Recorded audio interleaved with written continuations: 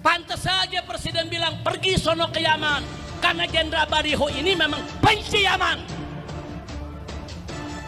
Jadi saya lihat, oh ini kata Yaman datangnya dari setan ini nih. Berteman sama setan jadi setan. Narasi dari Bapak Presiden itu muncul, ya itu bukan dari saya. Pak Rizik ya sudah tua lah, udah sama-sama tua. Ya marilah kita bangun bangsa ini dengan keteguhan, dengan tidak memprovokasi. Saya lihat bahasa-bahasanya tidak pernah berubah.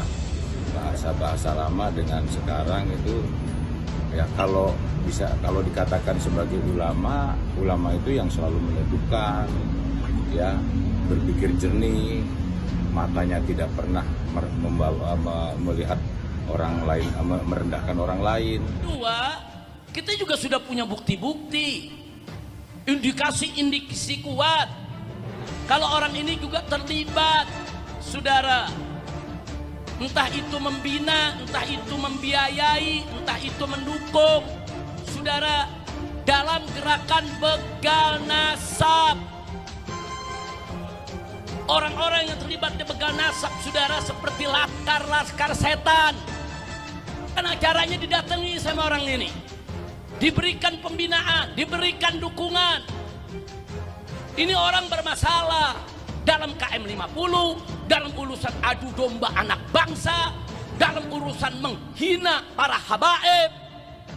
Saudara, kenapa diangkat jadi penasehat presiden? Pantas saja Presiden bilang pergi sono ke Yaman, karena Jenderal Baliho ini memang benci Yaman. Jadi saya lihat, oh ini kata Yaman datangnya dari setan ini nih. Berteman sama setan jadi setan. Jenderal Baliho PS Habib Rizik kembali memanas. Nah, akhir-akhir ini kita diperlihatkan video saling menanggapi antara Habib Rizik dan Jenderal Dudung. Usut punya usut, ternyata pernyataan Presiden Prabowo soal kabur aja ke Yaman ada kaitannya dengan Jenderal Baliho. Kalau dulu Prabowo sering mengatakan Indonesia gelap, kabur aja dulu, kabur endasmu. Tapi sekarang udah beda. Sejak beberapa hari setelah Jenderal Dudung masuk ke kabinet Prabowo, tiba-tiba Prabowo mengatakan kabur aja ke Yaman. Diketahui Jenderal Dudung ini adalah penasihat organisasi Ormas PWI yang sangat benci kepada para habaib keturunan Yaman. Nah, sebab itulah Habib Rizik berani mengatakan pernyataan Prabowo kabur aja ke Yaman itu gara-gara Prabowo bergaul dengan Dudung, yang notabene-nya adalah penasihat Ormas PWI yang anti WNI keturunan Arab yang selalu bikin rusuh. Efek Dudung di ring 1, mengapa Yaman jadi sasaran sindiran istana? Publik dikejutkan dengan pidato keras Prabowo baru-baru ini yang menyindir pihak-pihak yang mengkritik untuk kabur ke Yaman. Nah, yang menarik, sindiran ini muncul hanya 48 jam setelah Jenderal Purnawirawan Dudung Abdurrahman dilantik menjadi Kepala Staf Kepresidenan. Apakah ini kebetulan atau ada bisikan-bisikan strategi baru di balik tembok istana?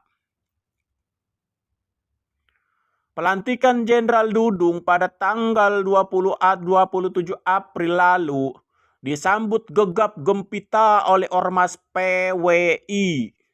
Bagi mereka, Dudung bukan sekedar pejabat, tapi sosok penasehat kesepuhan yang membawa misi besar revitalisasi Islam Nusantara. Masuknya Dudung dianggap sebagai kemenangan narasi Wali Songo atas pengaruh ideologi luar. Nah, mengapa Yaman disebut-sebut? Selama ini kita tahu PWILS sangat vokal dalam polemik nasab yang mempertanyakan keabsahan klan Ba'alawi. Ketika Presiden tiba-tiba menyebut Yaman sebagai destinasi bagi mereka yang menganggap Indonesia gelap, banyak yang membaca ini sebagai sinkronisasi narasi antara agenda PWI dan kebijakan komunikasi istana. Sindiran kabur ke Yaman tampaknya ditujukan untuk memukul balik kelompok oposisi yang sering mengkritik pemerintah untuk menyebarkan pesimisme. Dengan adanya Jenderal Dudung di posisi KSP, istana memiliki benteng yang paham betul peta kekuatan kelompok-kelompok tersebut dan siap melawannya dengan narasi Nusantara. Fenomena ini menunjukkan bahwa konstelasi politik di ring 1 telah bergeser menjadi isu Nusantara PS Yaman. Bukan lagi sekedar debat di media sosial, tapi sudah mulai masuk ke dalam retorika resmi negara. Nah, apakah ini langkah efektif untuk persatuan? Tentu tidak. Justru memperlebar perpecahan.